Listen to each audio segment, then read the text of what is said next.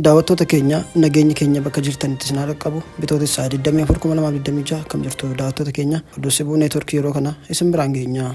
Waraanni ba'aa giddu galeessaa lubbuu lammiilee 2000 olii galaafateera jedhame. Waraanni ba'aa giddu galeessaa haga ammaatti lubbuu lammiilee 2660 wareeguunii fi namoota 28,000 fi 280 ol ammoo madeessuun gabaafameera. Waraanni ba'aa giddu galeessaa Israa'el, Ameerikaa fi Iraan gidduutti eegalame har'aan guyyaa 25ffaa lakkoofsiseera. Waraanichi miidhaa lubbuu qaamaa fi diinagdee olaanaa qaqqabsiisaa jiras jedhame. Waraanichi lubbuu lammiilee Iraan 1,500 yoo galaafatu 18,551 madeesseera. Akkasumas lammiileen Libaanos 1,000 fi 39 yoo du'an 2 fi 876 miidhaa salphaa haga cimaatti isaan irra ga'e. Lammiileen Iraaq 61 ajjeefamuun hedduun madaa'aniiru. Lammiileen Israa'el ammoo 18 ajjeefamuun 4,000 fi 829 madaa'aniiru.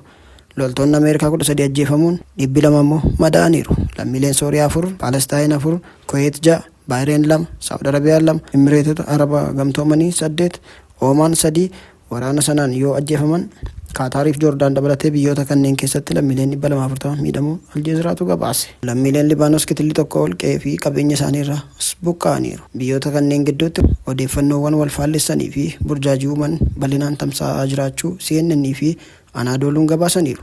Waraanni sun miidhaa diinagdee olaanaa qaqqabsiisaa jiras jedhame. Sababa waraana sanaan Ijipti qofti daldala hulaa Suwiizirraa galii doolaara biliyoona 10 dhabuu pirezidaantiin Ijipti Abdul Fattah al-Siisiin beeksisaniiru.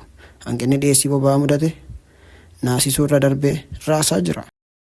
Oduuttaanuun manni maree nageenya biyyoota gamtoomanii UN ulaa Hormuz akka bansiisuuf Bahareen wixinee qopheessuun dhaga'ame. Bahareen manni maree nageenya dhaabbata biyyoota gamtoomanii ulaa Hormuz akka bansiisuuf wixinee qopheessite.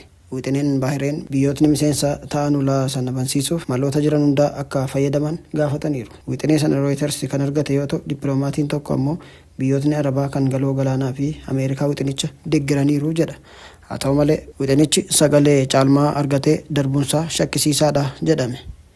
Tarkaanfiin Bahareen sun haleellaan Iraaniif to'annoo ulaa Hormuz hagam akka naannicha tasgabbii akka dhorkee jiru agarsiisaa jedhame. Iraanii fi ulaa ittiin boba'aan addunyaa harki tokko shanaffaan keessa darbu to'achuun dhiibbaa uumuun dantaa ishee kabachiisuuf barbaachisaadha. Wixineen sun Rippaabilikni Islaamaa Iraan daldaltootaa fi dooniiwwan daldalaa ulaa Hormuz keessa darban atattamaan haleeluu akka dhaabdu gaafatan. Dippiloomaatonni Awurooppaa fi biyyoota lixaa walitti sadii ta'an hireen wixinee sun mana marichaa keessatti milkaa'uuf qabu xiqqaadha jechuun Rooyitersiitti himaniiru. Wixineen sun mana maree nageenyaa UN miseensota 15 of keessaa qabu keessatti darbuuf sagalee caalmaa 9 fi Raashaa, Chaayinaa, USA, Biriteenii fi Faransaay sagaleen kuffisuu dhiisuu qabu jedhame. Xumura irratti USA keessatti warshaa boba'aa qulqulleessuu irratti dho'iinsi mudate. Ameerikaa bulchiinsa Teeksaasitti warshaa boba'aa qulqulleessu kan Veelor Energy jedhamu kan Poort Arthur irratti dho'iinsi guddaanii fi ibiddi guddaan naannoo sanatti yeroo asii ol yaa'u suuraalee fi viidiyooleen marsariitii adda addaa irra deeman kan agarsiisudha. Akka qorannoon jalqabaa mul'isutti balaan sun kan uumame hanqinni hojii ho'iinsa industirii Heating Unit warshicha keessa jiru irraa kan ka'e ta'uu malaa jedhame.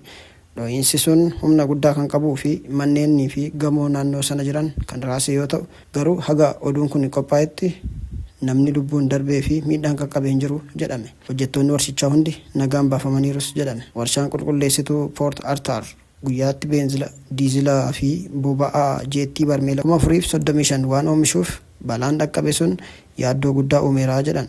Warshaan sun bu'uuraalee annisaa Ameerikaa keessatti qaama murteessaa waan ta'eef dhiyeessii zayita jeequu malaa jedhu xiinxaltoonni. Gatiin boba'aa addunyaa irratti akka ol ka'u taasisuu mala jedhamee sodaatameera.